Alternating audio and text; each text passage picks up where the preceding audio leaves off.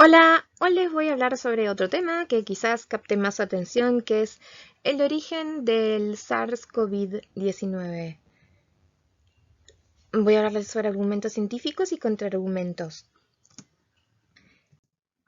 La cuestión es que las discusiones y preguntas sobre el origen del virus se han planteado con frecuencia y debatido ampliamente desde que se detectó el primer brote a gran escala en diciembre del 2019, aunque se habla de brotes de menor escala que se han detectado en otros lugares que habrán pasado por resfríos, neumonías, bronquiolitis. En algunos casos habrá producido muertes, pero que no las asociaron en su momento a un SARS-CoV, en este caso 19 o 2.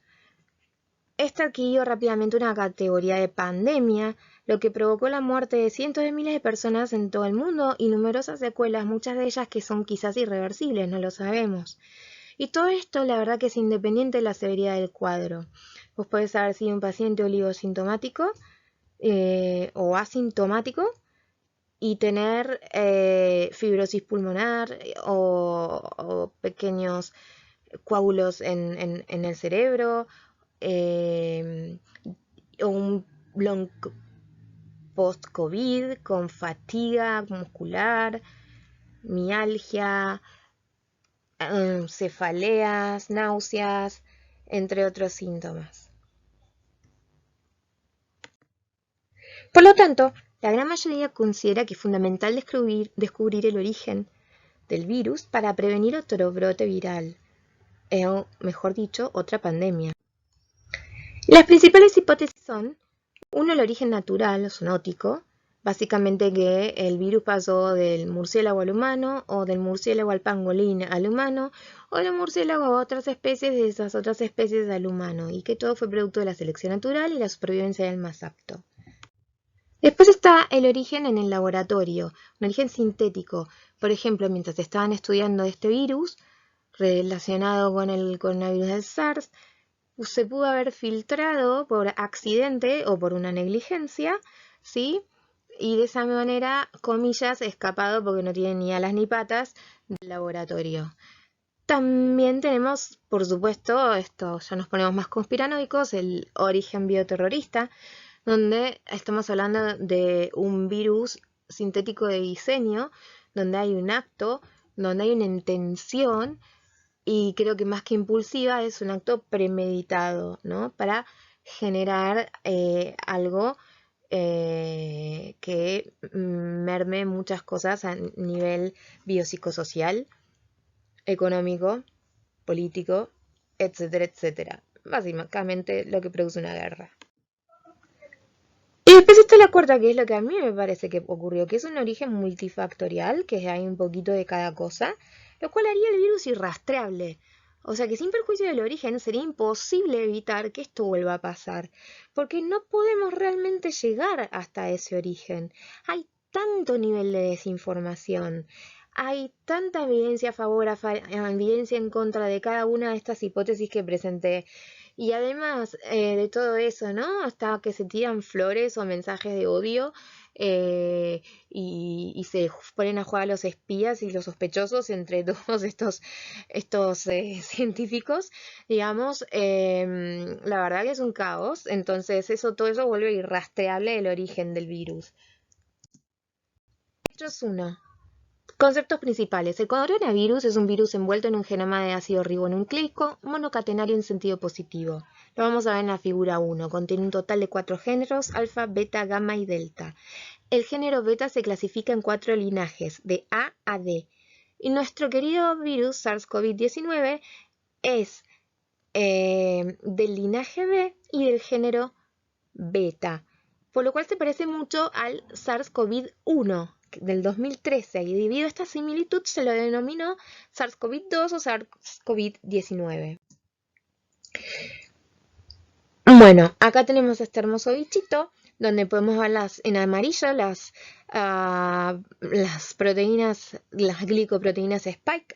Estas glicoproteínas son trímeros, o sea, donde tenemos una poliproteína Spike 1, poliproteína Spike 2 y después otra poliproteína que que tiene una conformación que permite que lo detecte el sistema inmune, ¿sí?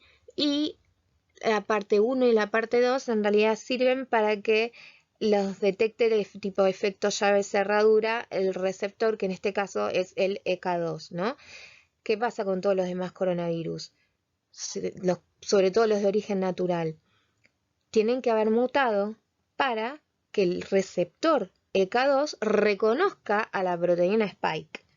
Y eso, evidentemente, es algo que solo se ha encontrado en este virus y por su similitud en el virus anterior. Después tenemos una envoltura de proteínas pentámeras de membrana que rodea a una membrana proteica que contiene a las nucleoproteínas y a el genoma ARN. ¿Bien?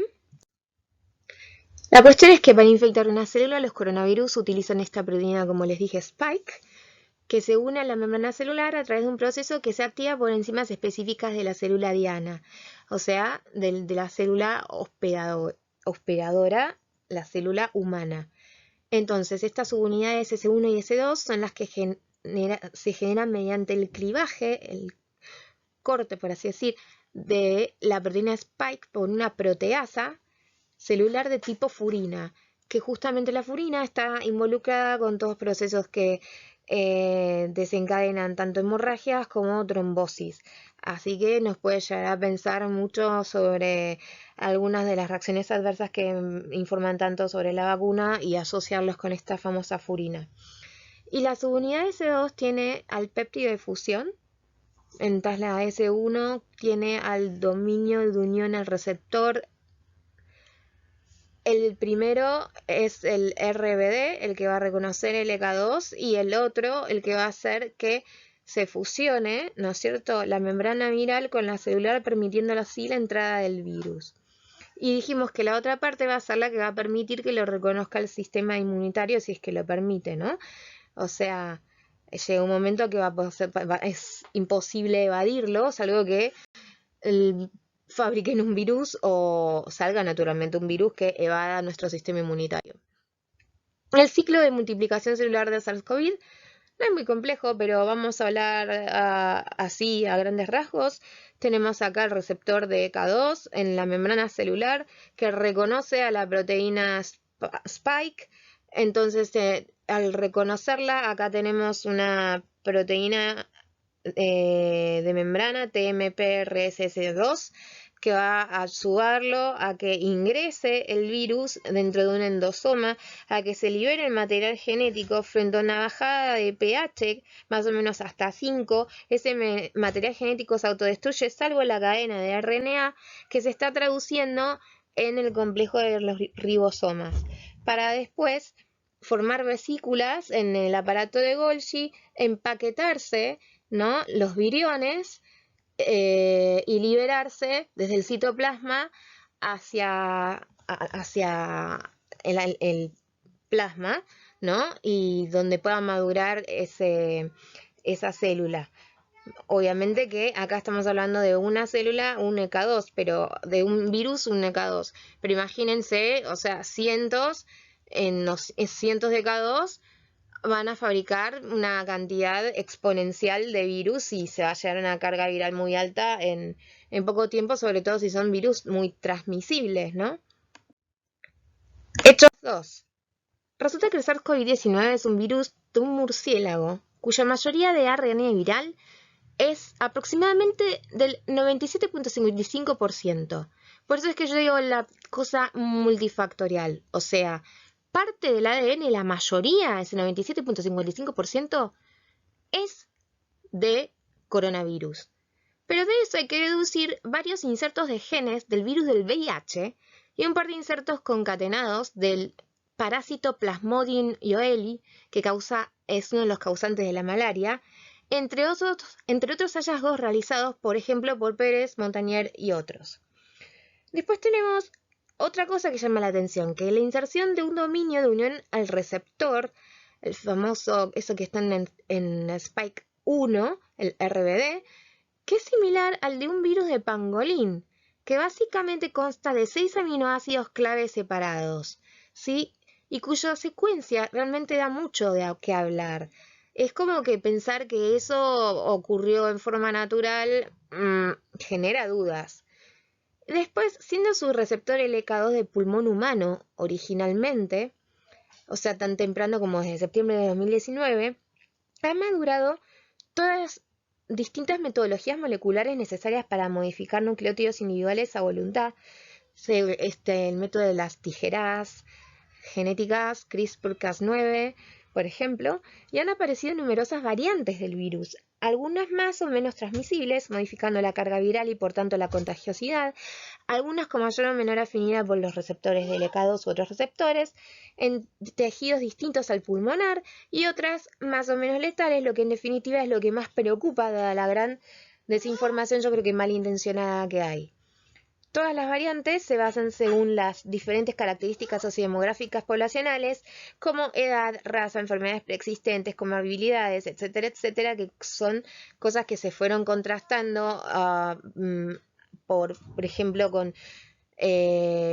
inyección de virus, inyección de vacuna, inyección de placebo, haciéndose así distintos tipos de estudios controlados y de acuerdo a distintos de estas características, ¿no? Todas estas variables para poder sacar una información sobre la seguridad y sobre la eficacia de la vacuna.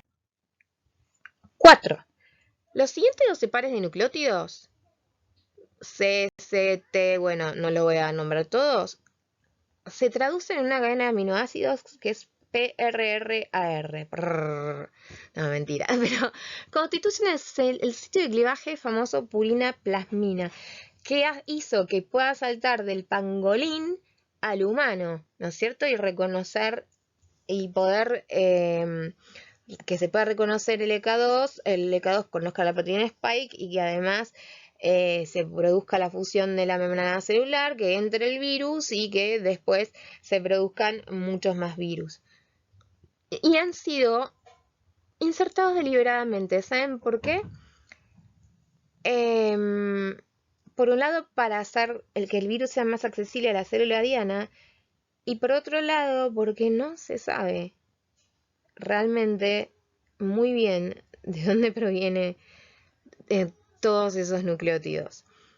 Las 3 primeras pares de bases CGT adicionales, las 3 últimas, pares de bases CGT adicionales, pertenecen al marco del coronavirus del murciélago.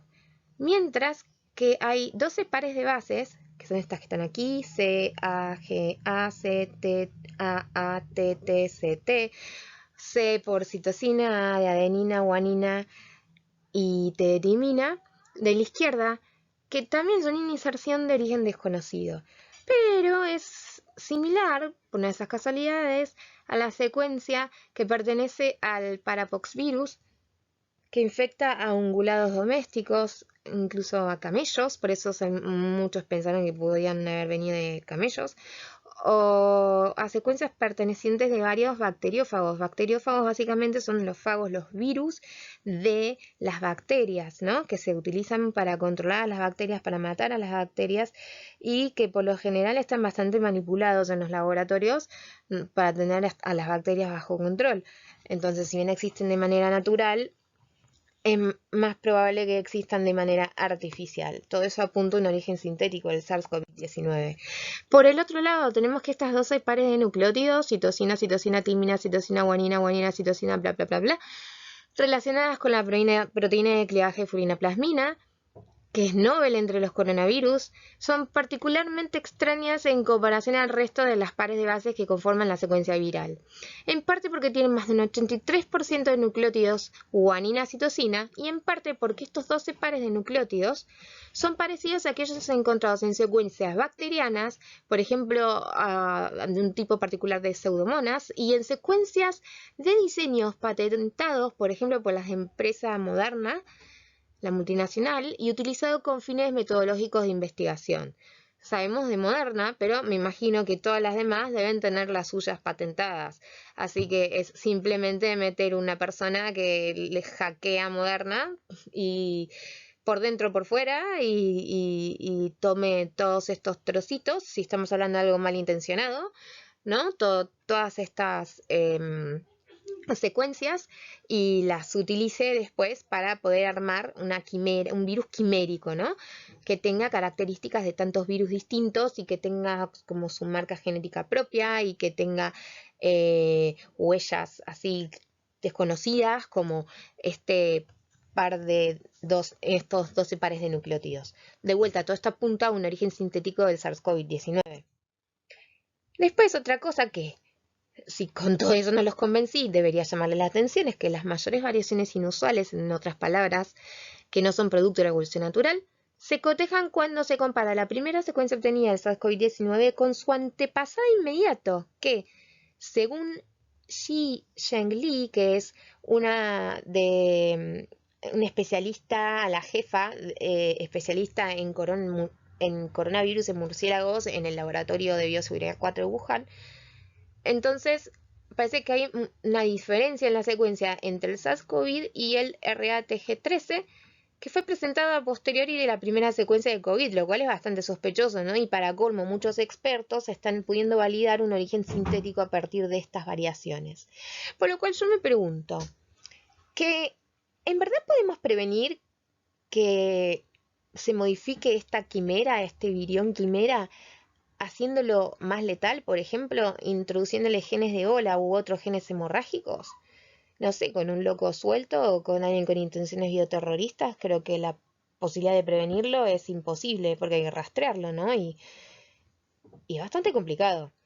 O haciendo transmisiones más, haciéndolas a los viriones más transmisibles, mediante vectores intermediarios, como imagínense que además del pangolín, ¿no? Y de los camélidos y de algunos reptiles, nos encontramos que los mosquitos, como pasa con el dengue, el zika y el chikungunya, o como pasa con el plasmodium, que produce paludismo, ¿no? La malaria, nos piquen los mosquitos y nos generen enfermedad, o sea, ya no sea un contacto directo de humano a humano, sino que ya es de animal a humano, de mosquito, que también es un animal, pero es un invertebrado en este caso, a humano, es otra vía de contagio que sería adicional, o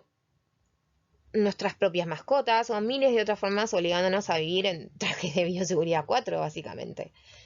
De hecho, han habido casos reportados de mascotas que se contagiaron de sus dueños de COVID-19. Lo que no se sabe es si ese COVID-19 después puede reinfectar a sus dueños con ese virus, ¿no? Si puede saltar, por ejemplo, del gato a el humano.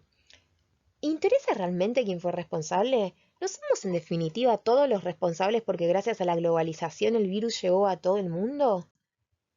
La cuestión es que el SARS-CoV-19 podía haber sido sintetizado por un científico loco o un puñado de ellos que les gustaba jugar a transgredir barreras que por razones éticas, legales y de juicio común jamás deben atravesarse. O pueden ser producto de un programa bioterrorista de una nación o un grupo de naciones aliadas, o bien de un organismo no gubernamental o paragubernamental con ansias de difundir el miedo, someternos mediante el control y el orden y sacar un beneficio económico, político, etcétera, etcétera, hasta sectas de iluminados aburridos que tan solo querían que se desplome la economía mundial mientras cientos de miles de personas mueren horriblemente y otras quedan discapacitadas por la enfermedad o los efectos adversos del long COVID, o por qué no de las vacunas, ¿no? Porque después de todo son tan novedosas que podemos realmente confiar en ellas. Estas vacunas, como las de Moderna, Pfizer, la AstraZeneca, que utilizan material nucleico del virus, del virión, perdón, y lo insertan en nuestras células por distintos mecanismos. En el caso de Moderna y Pfizer, las insertan a través de ADN, o sea que hay un paso anterior, ¿no? O sea, pasan de ARN mensajero a ADN, que está compuesto por exones e intrones, y entonces después va a ir al núcleo celular, y en el núcleo celular va a pasar a ARN mensajero para después poder traducirse en las distintas proteínas y generar un virión de SARS-CoV-19, y las meten adentro de una nanopartícula liposoluble que entra así, ¡pum! O si no, por ejemplo, tenemos AstraZeneca, que es ARN mensajero dentro de una cápside de adenovirus, que es un virus del resfriado común, pero de chimpancé, ¿no? O sea, al cual no estamos acostumbrados a nuestro sistema inmunitario poder reaccionar de dos formas, o no le da pelota, o simplemente sobre reacciona, ¿no? Porque es de chimpancé. No es como otros que mandan adenovirus humano. En ese caso, cuando mandan adenovirus humanos con ya sea material genético, ya sea la proteína Spike, ya sea el virus en un estado que no pueda, que esté inalterado, digamos, que esté muerto entre comillas, porque el virus no está ni vivo ni muerto. O sea, en ese caso puede pasar que el sistema inmunitario reconozca al adenovirus y lo ataque antes de que pueda llegar a cumplir la misión, lo que contiene ese adenovirus. Y si me pongo más conspiradora, podríamos imaginar un escenario súper loco, donde las vacunas con el material genético del virión, al ser neurotróficas y al ser la proteína S expresada en las neuronas, comienzan a aparecer secuelas invalidantes como demencias por priones porque se pliegan mal las proteínas, ¿sí? Cuando se traducen, o por acción directa del sistema inmune en el tejido cerebral, que al expresarse la proteína S en todas las tipos de neuronas, empieza el sistema inmune a atacar a la neurona y genera, por ejemplo, por vía de células T citotóxicas, las natural killers, generan muerte celular y termina quedando nuestro cerebro como un hermoso queso gruyere. ¿Serán esos los famosos casos de zombies de las series y películas de ciencia ficción que casi extinguen a la raza humana y nos muestran a cada rato como, no sé, emitiéndonos ideas subliminales sobre qué podría llegar a pasar en ese caso? No lo creo. Lo que sí creo es que es importante que pasará. Y esto es que la distribución de vacunas, mientras no sea equitativa y no llegue lo más rápido posible antes que las nuevas variantes, es imposible llegar a la inmunidad rebaño.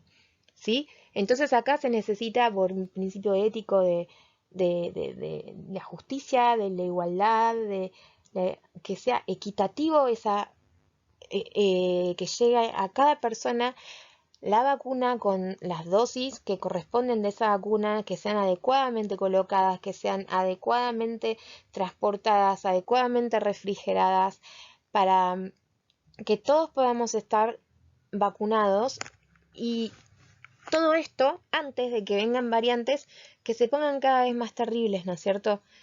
Entonces, creo que eso es bastante utópico, ¿no? Dado justamente la naturaleza humana.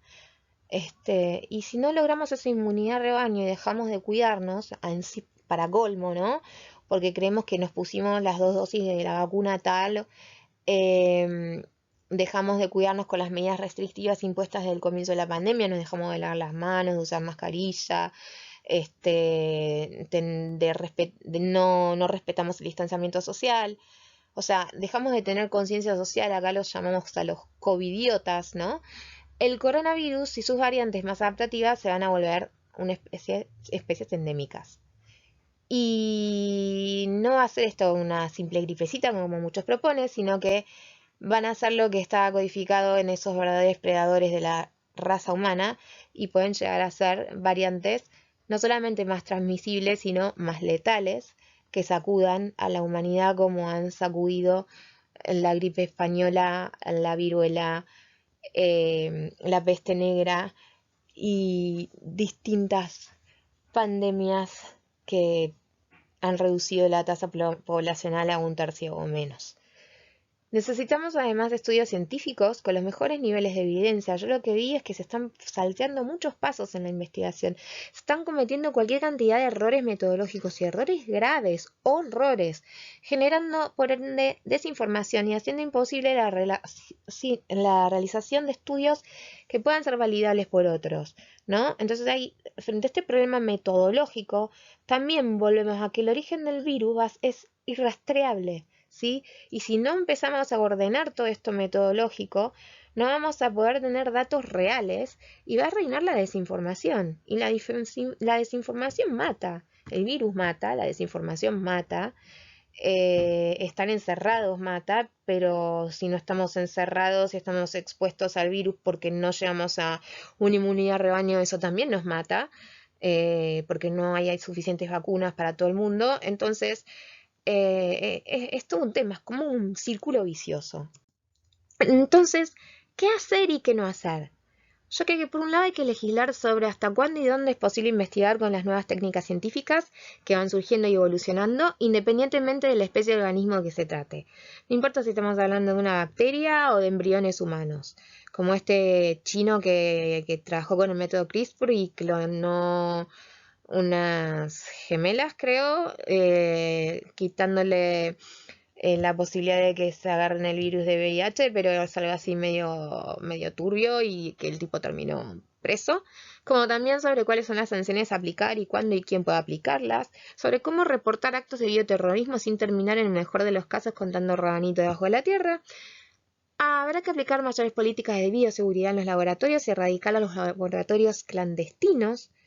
También organizar comités de expertos, de ética y de docencia e investigación que sean mucho más efectivos y que sean de consulta urgente y permanente, ¿no es cierto? Un feedback ida y vuelta todo el tiempo, así como seleccionar mejor a los recursos humanos.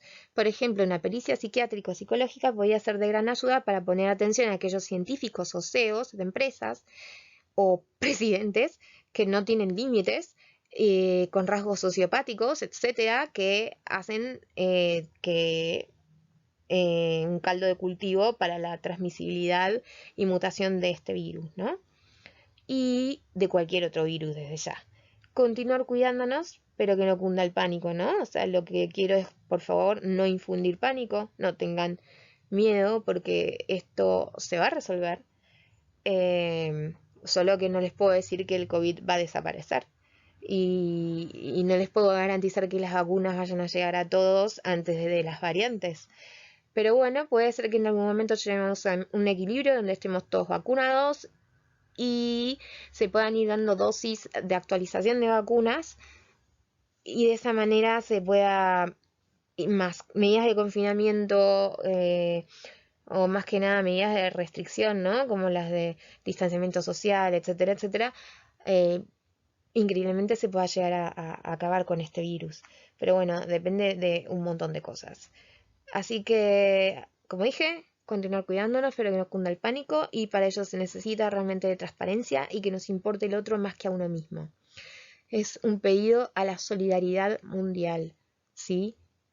Seamos conscientes de que si somos solidarios mundialmente podemos detener este virus que no tiene un culpable o un origen, tiene múltiples orígenes y múltiples culpables de que exista, de que se haya transmitido, de que haya mutado, de que se pueda volver más letal, etcétera, etcétera.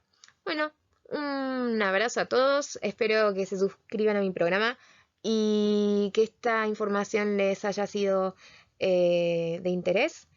Realmente lo hice basado en la mejor evidencia científica que encontré. Y bueno, bye bye. Muchas gracias por su atención.